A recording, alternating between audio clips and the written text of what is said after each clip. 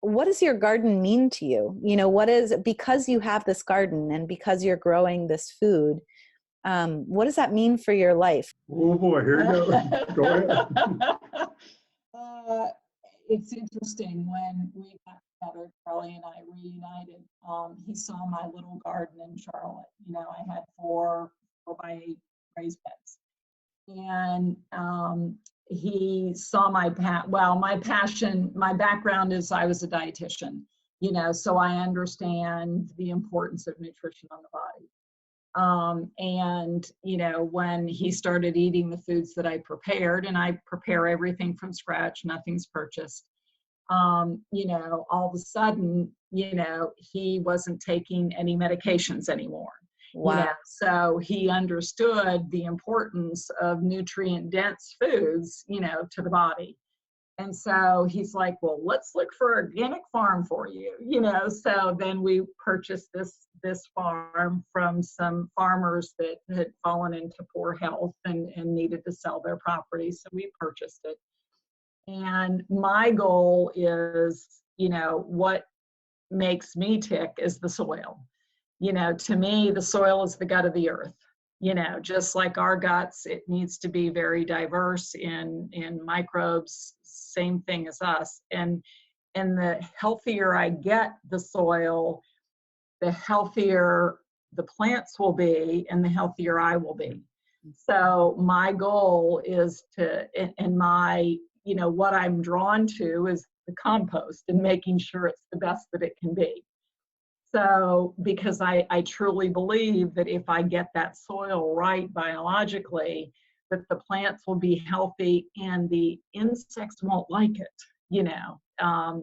The bones or the structure will be stronger and they won't be able to attack it as easily. Mm-hmm. You know, so that's what keeps me going, is just making sure that it's as healthy as it can be. So, because I plan on gardening up until we're 100 years of age, is my goal.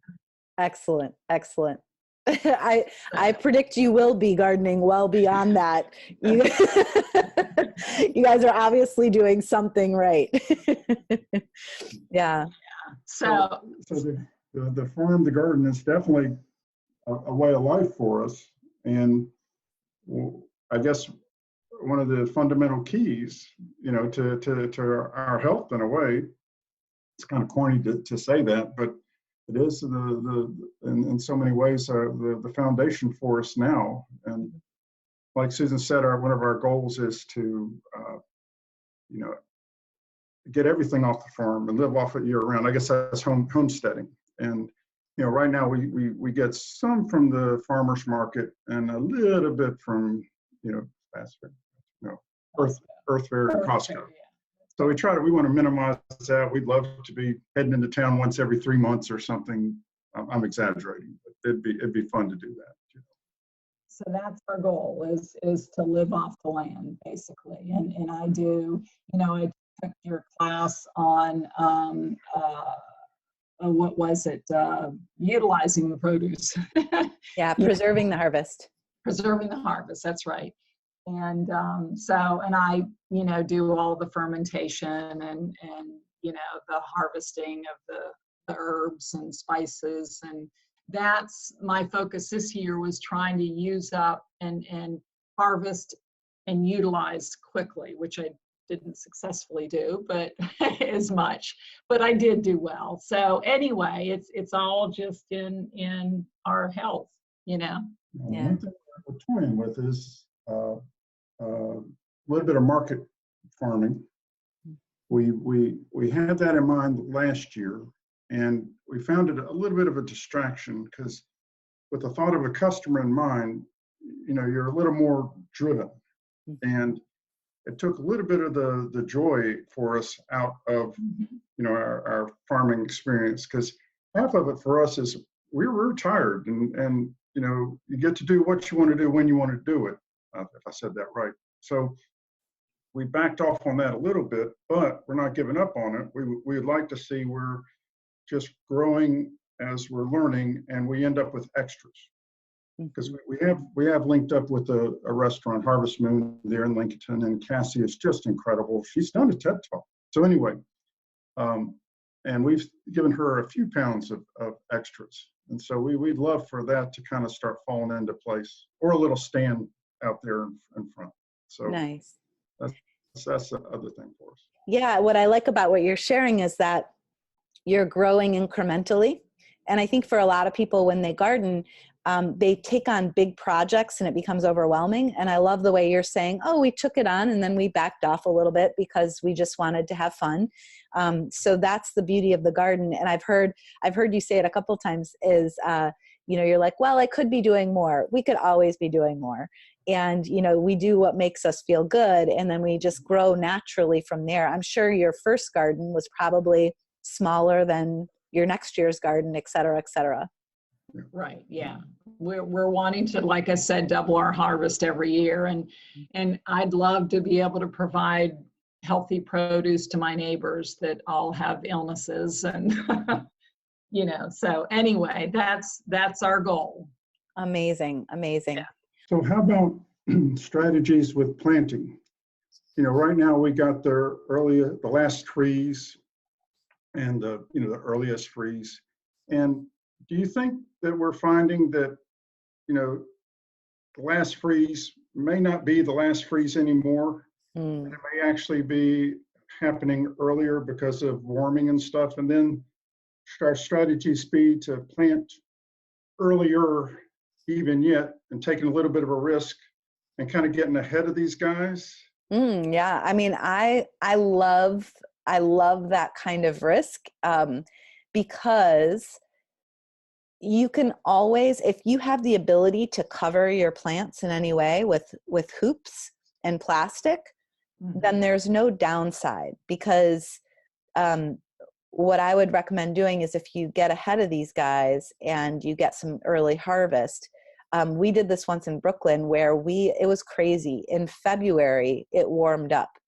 It was like 40 degrees at night and it was like 50 during the day for a week. And we're like, we're just going to plant. I mean, it's February, it's crazy town. And we had hoops. And so we knew we could cover.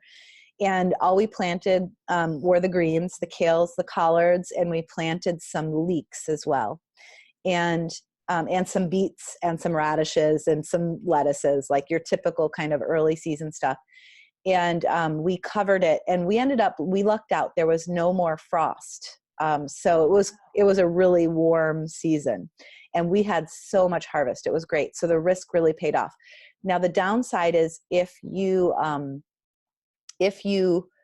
don't watch carefully the temperatures, you risk your plants. So I would want to, if you do plant early, make sure you cover, even if you think that the temperatures are fine outside, just go ahead and cover because you never know.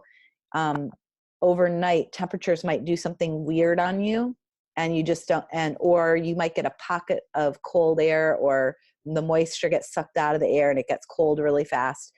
So just cover with plastic and you can get a head start so that when the spring happens and though the first round comes around, your plants are already a little bit bigger. Yeah. So I recommend it. I think it's a great idea. As much as you can cheat the season, I say cheat the season if you have plastic to cover it. Mm-hmm. Good. Okay. So I would love to hear from your perspective. I know you took Grow Your Own Vegetables and Preserve the Harvest. Absolutely. Well, I guess we found out about the course from your webinars or whatever that you have different speakers come on, and that's when we had planted and we just didn't have much success year one, and I felt like I needed help. And you were a great help, with the course. You took it from the very beginning to, with the soil testing, which we did, and you just. I even have a notebook, where I have, all of the recipes for things and cut sheets that you've given us, you know, on things that we're growing. And I refer back to it. So I enjoyed the class very much. I think you know, I didn't finish everything, you know, as far as I listened to it, but I didn't always write down everything, you know, which is probably, I'd rather be out in the garden than be writing, you know. So I don't know. We learned a lot, and it also gave us different directions as to where to head. You know, you taught us some things, and then that led us down another path. Like we're looking at possibly going biodynamic, you know, not to that extent, but pretty close to it, you know. Now that Charlie's retired, when we move out to the property, we'll be able to do that. I'd love to have a sustainable where I grow cover crops, you know, that's turns into mulch, you know, I don't have to purchase compost. I can make everything all on the property. So, you know, you've introduced us to a lot of different things that we've been able to branch out and take that information and go with it. That's amazing. And I think it's true that you don't have to do everything in the course. You know, you then you go out and you experiment, which is what you did, and then you come back and you see, okay, what else do I need? Yeah, right. Yeah. And go ahead. Your forum where you receive the answers, the questions on the fly, and answering them on the fly is pretty amazing, but really very effective. I mean, how often can you know, Susan will send in the question and we can get answers, and then with your feedback from the other folks listening as well is a very nice forum. We so get a lot out of that. Yeah, I find that growing food, well, the plants all like the same things. People live all over the world, and so applying it where you live is always a little bit unique. And so the questions give you an opportunity to say, well, this is what happened where I live, and how do I address that? What would you say to people who were like they wanted to grow their own food, but they're just kind of scared of getting started? What would you tell them? Start with the 10 by 10, and yeah. Start with a pot. Oh, you know, actually, this did just happen this summer. A friend of mine approached me, and I've approached her in the past, a fellow dietitian, and she didn't want a garden. She wasn't the least bit interested in it. And so your webinar was coming on, and I said, oh, well, here, you might be interested in this link. So she watched it, and I can't believe she's got her husband making a potting bench for her. He's built raised beds. She's getting ready to fill them, you know. So, but I said, start small, you know, and then grow. Don't be overwhelmed. And she is having a blast. Oh, that's so great. Don't be surprised how much you can yield off of your first 10 by 10. Yeah. And multiple growing seasons, which I never knew about before. Yeah. Right. And then refer to folks like you. And this isn't, I'm not shamelessly plugging you, but definitely refer to you, to how much you can just learn without a doubt. It's amazing what you can learn from folks like you. So I'd say start small. Yeah. You know, and that's what we talked about. She said, I'm only going to do this raised bed. Well, then she's only going to do this little area. Then next thing I know, her husband's building her a big raised bed. So she's moving along a little quicker than I expected her to, but she again wanted to start small and see her successes. That's great. And everybody's small is a little bit different. I noticed that he said his small was 10 by 10. You said a pot. And so, you know, you start whatever small means to you, and then you grow from there. So that's beautiful. Thank you guys so much. I really Great. appreciate you all. Yeah, Yes, well, indeed. Same thank you, here, Stacy. Stacy. Enjoyed meeting you. Yeah, nice to meet Yeah. Yeah. Thank you so much. It was great getting to know you here on camera. you. Yeah, Thanks. same here. Okay. All right. Have a great day. You too. You too. Bye-bye. Bye-bye. Bye.